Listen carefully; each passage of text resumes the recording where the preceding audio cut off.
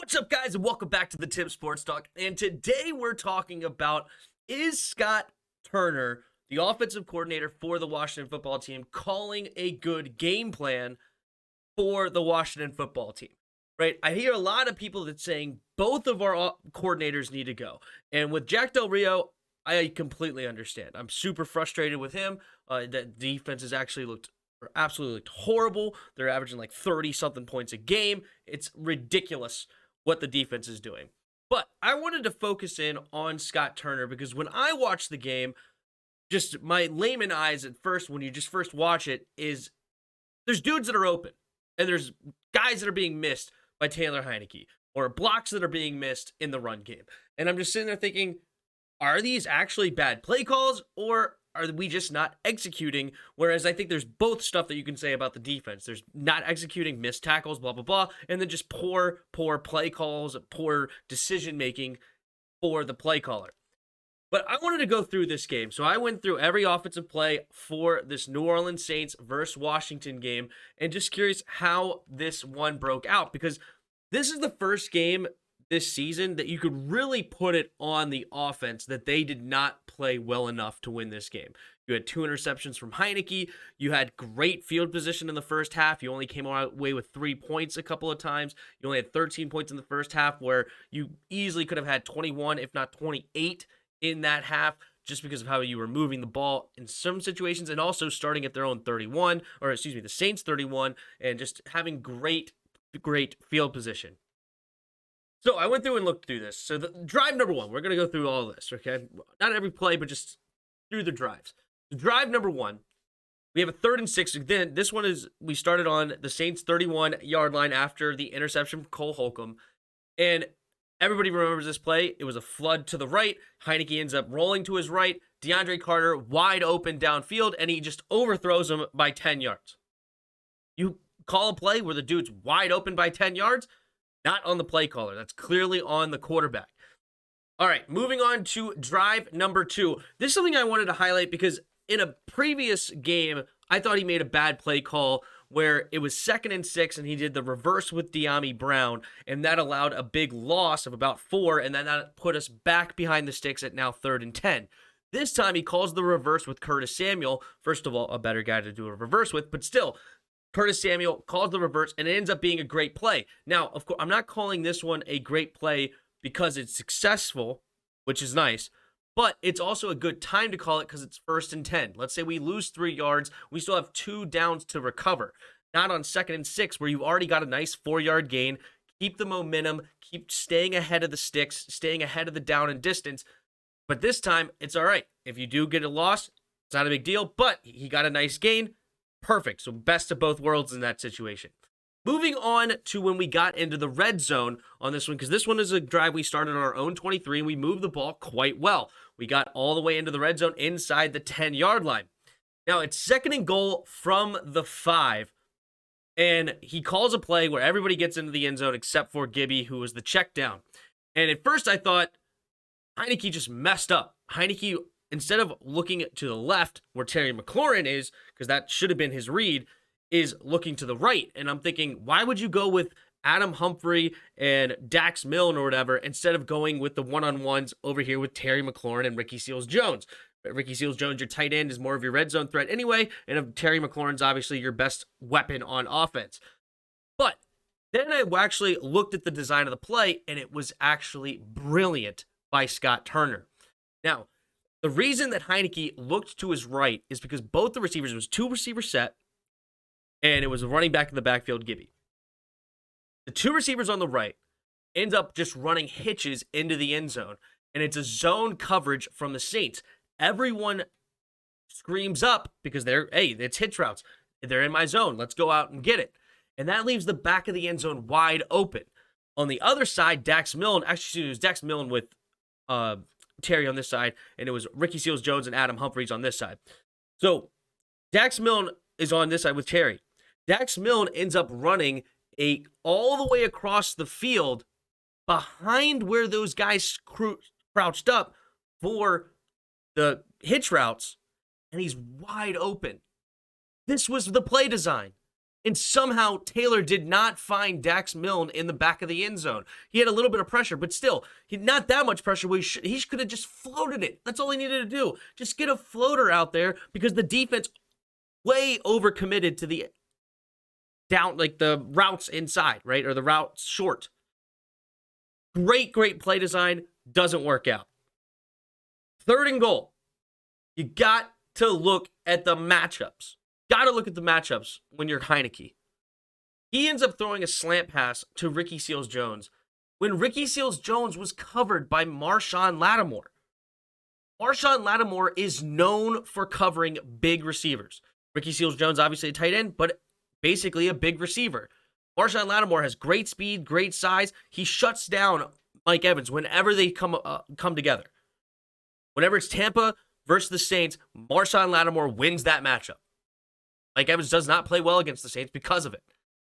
So why is he looking for that as a slant? Meanwhile, he had Adam Humphries wide open for a touchdown sitting inside the zone. Why force it in there when you have an open dude? Got to look at matchups. That cannot be your go-to when you're looking at that. And I think that was the wrong decision. So, of course, that drive, we end up kicking a field goal because of just 2 bad decisions by Heineke. Not because of the play calling. Play calling, he had open receivers in the end zone. But Heineke missed him. All right, on to drive number 3. And this was a tough one. We ended up actually scoring a touchdown, but we had a little bit of help because of the penalty of roughing the kicker on the punt. But why did we end up getting a punt is because right off the bat, 1st and 10, we get a 3-yard run for Antonio Gibson, but it's called back by holding. That hurts a play caller. All of a sudden now you're way back on the sticks. Next one is you got a play action, and Heineke just misses the drag route that's right in front of his face. He's looking right at him, and he holds onto the ball way too long, and he ends up taking a sack. So now you're in 2nd and 23, and instead of giving Ricky Seals-Jones a chance to go ahead and catch and run because he had plenty of space, he could have easily have gotten the 10 yards back. Now you're sitting at 2nd and 10, 2nd and 12 maybe. But that's way better than 2nd and 20, or actually 2nd and 23 after the sack. So now that's super far back. He tries to just hand it off to J.D. McKissic just to try to get some yardage back. Of course, unfortunately, Pete Warner, the rookie linebacker for them, just absolutely crushes it. And then they do a check down to J.D. And as I said, we then got the ball back because of a great call for us, but a horrible mistake by Granderson for them giving us the ball back. One weird thing on this drive, and I noticed it a couple of times now, and I'm like, is this a mistake by our players or is this a design? And for some reason on some of the run plays, and if this is the design, this is a big knock on Scott Turner. We do not block the defensive end. And I'm just talking about when we're running at that defensive end. I'm not talking about like in the zone reads where the quarterback has his eyes on the defensive end. If the defensive end goes down the line of scrimmage, then he gets outside. Or if he tries to hold on and contain the quarterback, you hand it off up the middle and you beat him that way. That's a good play to not block the defensive end because the mesh pattern is basically blocking the defensive end. But I'm just talking about handing it off, running to the right, and we just don't block the defensive end on the right side. Of course, then it turns into a loss of 4, and you're just sitting there thinking, Sam Cosmi ran right around him as if it wasn't his man. And then Ricky Seals-Jones ran right around him like it wasn't his man. Are they just both missing their block? Or do they just not know their assignment? Or what? But I've seen this a few times. This is just one time on this drive. But anyway, all's well that ends well. We end up scoring a touchdown on this drive. Okay. Drive number 4. Again, we drive all the way to the red zone. We're up inside the 20, 2nd and 7. Gibby was wide open in the flat to catch and run, but Heineke forces it to Curtis Samuel on 2nd and 7 into the end zone and just completely underthrows it. That's not Scott Turner, but the offense got us all the way to the red zone. Even with a holding penalty on that drive, we still overcame the penalties, got down to the end zone. Terrible interception, not on the play calling. Drive number 5. Drive number 5 is an interesting one. Drive number 5. We end up getting it on, going a turnover on downs. Play number 2 of this drive, 2nd and 3. We have a run up the middle, and there's 8 players in the box. I would like to have a check out of this one. I don't know if Scott Turner gave Heinicke a check, but when you have a loaded box like that, it's nice to not try to run it right up the middle. And of course, it's just a stuff. 2nd and 3 turns into 3rd and 3. But still, I would like that one back. Now, the next play, though, Heinicke misses a wide open Humphries. Like, this is a drive that you would like some things back. And here's where it starts, right? All right, so 3rd and 3, this is where Heinicke ran for the first down. But the play design had basically on the right side in the slot, Adam Humphries running a streak, running the seam route. And then you had Ricky Seals-Jones running to the middle of the field from the opposite side and sitting down. This put a whole lot of pressure on the middle linebacker because basically you have 2 guys going into his zone, and Adam Humphries was wide open in the middle of the field. If he sees Adam Humphries immediately, I'm talking like this is a 20-yard play, if not more, for Adam Humphries. It's the safety to beat, basically. But, it's hard to complain too much because he does get the first down. But I'm just saying, like, that's a huge chunk play missed that Scott Turner called that Heinicke needs to see. All right, so that's one. The next play. This play should have went the distance, okay? They're setting up the screen for Carter. Carter had blockers in front, and it was an awesome setup. Paulson Adebo, the corner, tried to come up and attack. It was a great block. It would have sent Adebo up the field. All Carter had to do was catch it, and he had blockers in front. This could have gone for a touchdown. But Cornelius Lucas, replacing Cosme because he hurt his ankle, ends up doing a horrible cut block, not getting Cam Jordan to fall. Cam Jordan gets his hand on it, and it's an incomplete pass. This was a great play call, though. It's like, you want this one back so bad because DeAndre Carter, a guy that had some real burst to him. We saw it on the kick return touchdown last week, right? This guy could have exploded, and it would have been a great, great play. Next up, Humphries beats his man on the route, wide open, and unfortunately, Heinicke overthrows him. This was that out route that it was a 2nd and 10 after the incomplete pass for Carter. Again, this should be a first down. He's past the sticks, but Heinicke just way overthrows him, high and outside, incomplete. It was almost like he was trying to overcompensate for that terrible throw he had against Paulson Adebo where he had that interception. Next up, the next play, 3rd and 10, he ends up committing to Terry, and he's going to throw it to Terry. But unfortunately, the safety also committed to Terry on this play, and basically you had a corner and a post on the same route, right? And you're basically trying to attack that deep cover 2 safety, and he has to pick, is he going to go with the outside receiver or the inside receiver? Well, Terry went to the outside, so he committed to Terry. If Heinicke is just looking straight at the safety, deciding what he's going to do, the safety opened his hips to Terry. If Heinicke just beamed that post, we're talking DeAndre Carter open for a touchdown. Just like the Deontay Harris touchdown, basically. I mean, wide open on the post. Touchdown, put up 7 on the board, we're moving on. That's 3 plays in a row that you could have had a big, huge chunk plays, or 4 plays in a row, that you could have huge chunk plays that Scott Turner called that are just getting missed. So it's an incomplete pass because, as I said, the safety just committed to Terry, was right there, almost picked off. Then the 4th and 10, Heinicke unfortunately just doesn't have the arm. He's too late on the throw. And also Lattimore made a great play on Terry, just giving him that little shove that pushed him out of bounds. But you would like to see that ball thrown a little bit quicker to give Terry more room, or if he had a stronger arm, maybe like a Pat Mahomes or something could have zipped that in there, and then he would have given enough time for Terry to catch it. All right, so, and then also, why didn't we just go for it? Not go for it. Why didn't we just kick the field goal on 4th and 10? Why are we putting Scott Turner in that situation? That's just garbage. All right, so as I said, now we go down 13-20 going into halftime. I don't count the last drive. We were stuffed way back into our 1-yard line after a phenomenal punt. There's only 2 minutes left in the half. We tried to run just to get some room, and we didn't get any push, no running out of there to get any room on it. We also, on top of that, Sadiq Charles got the false start penalty, so that was bad. So I don't count that one. But instead of being up in this game, because if we don't get that freaking stupid Hail Mary, but instead of being up in this game 28-13, we're down 20-13.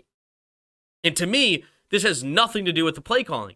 As I said, there's maybe one bad play call that I would take out of there, and and that's only if the call where he just doesn't block the defensive end was a part of the game plan. That needs to be removed from the playbook if that's the thing. But outside of that, I liked everything about this play calling in the first half.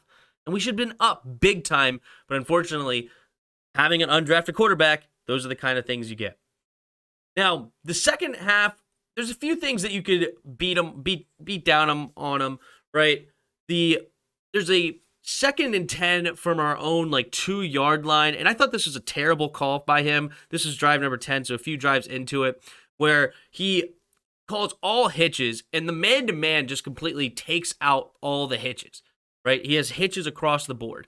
And the reason this is bad, because usually if it's man-to-man or something like that, you can get Heineke moving, get some yards from your quarterback, and that's good. But you're in your own end zone. You don't want to get Heineke moving here. And the reason being is because if Heineke starts moving and you get a holding call, that's a safety. That's not just 10 yards. That's safety, giving them 2 points and the ball. That's why I think that one was a bad call. And still, Heineke ended up not moving. He ends up trying to just zip it in to JD, and it gets batted down at the line. Another call was the one that Terry McLaurin ended up drawing the pass interference call in the end zone. I thought that was a really weird call. We called max protection in the red zone on the 5-yard line. So we only have 2 men running routes on that one, and Heineke just freaking backs up a million. So if they're just playing zone, and now they have basically 4 dudes guarding 2, or 4 dudes guarding 1, 4 on Terry and 4 on DeAndre Carter, you're not beating 4-on-1. I thought that was a really weird play call. Why don't we have more guys running routes on that play? But hey, we got bailed out with a pass interference. And those are the only 2 really bad calls. There was another defensive end mix up that we didn't block. There is one more bad call because as I said, Scott Turner is not freaking perfect, but I'm just saying that I don't think it's his problem that we're losing. But there was a pitch play to the right for Antonio Gibson, and Antonio Gibson ends up getting, I believe, 3 yards on the play, yes. But I feel like the lineup was not proper, because you had Ricky Seals-Jones that basically went to down block the backside defensive end on the left side, but it's a pitch play to the right. And then on top of it, you have Dax Milne trying to block the defensive end. Dax Milne just gets blown up because he's a receiver, and he ends up running down Antonio Gibson from behind, and Gibson could have had a big play, but unfortunately he couldn't make the guys miss in front of him because he's getting tackled from behind. So 2 things. Either you don't block the backside defensive end at all. He's on the backside of the play. What does it matter? Or you have to switch the spots of Dax Milne and Ricky Seals-Jones. Have the tight end block the defensive end on the actual side you're running the ball, because he has a better chance of actually stopping the defensive end, and then have Dax Milne just run to the backside and try to cut off the defensive end, just because anything he does to slow him down is going to make sure that Gibby has enough room to run. So a few things that you could change in the second half, but at the same time, his play calling in the first half should have got us 28 points. The second half stuff is now, we should have already been up in this game. He also had the second half, one of the best drives he's called all year. I mean, this drive, it unfortunately ended in the field goal because of just Ricky Seals-Jones gets destroyed in the blocking game in this one, and we have a loss of 2 on 2nd and goal from the 4, and also we had a 3rd and goal from the 6 that just needs to be a better ball, or Ricky had a drop, kind of whatever you want to call it. Ricky was open. It's not the play caller's fault that one did not work out, because it was just slightly too high in my opinion, where Ricky can only get one hand on the ball. He ends up dropping it, and we have to settle for a field goal. But man, that whole drive was fantastic. I mean, a couple of jet sweeps that got big plays. The running was on point. He had a couple play actions that turned into some good plays, like a 5-yard pass for Terry. I believe there was another play action somewhere later. But anyway, it was a great drive, honestly. But it unfortunately does not turn into 7. We did score a touchdown on drive 11, as I said, with that one play that was a mess up. But there was a great call on 4th and 15.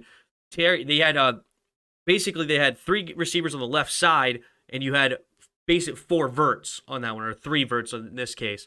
And Terry kind of stopped his vert in the middle of the field, and then that just sucked everybody to him. There's 3 guys standing next to Terry McLaurin, and wide open is DeAndre Carter right behind him coming across. Great play design, because you also know that they're trying to key in on Terry McLaurin. The 2-point conversion play, I thought was a great call, because Carter was wide open, and instead of going to DeAndre Carter, he tries to force it into double coverage of J.D. McKissick. Heineke, why are you doing that? Look at your next read, because if you're here and you looked at your next read, Carter's wide open in the end zone. Throw it to him. So again, Heineke did not have his best day. I said that in my recap, and the film showed it. I mean, there was things that really frustrated me about him. As I said, missing receivers, trying to run with it instead of actually throwing the ball like he's supposed to and getting big chunk plays.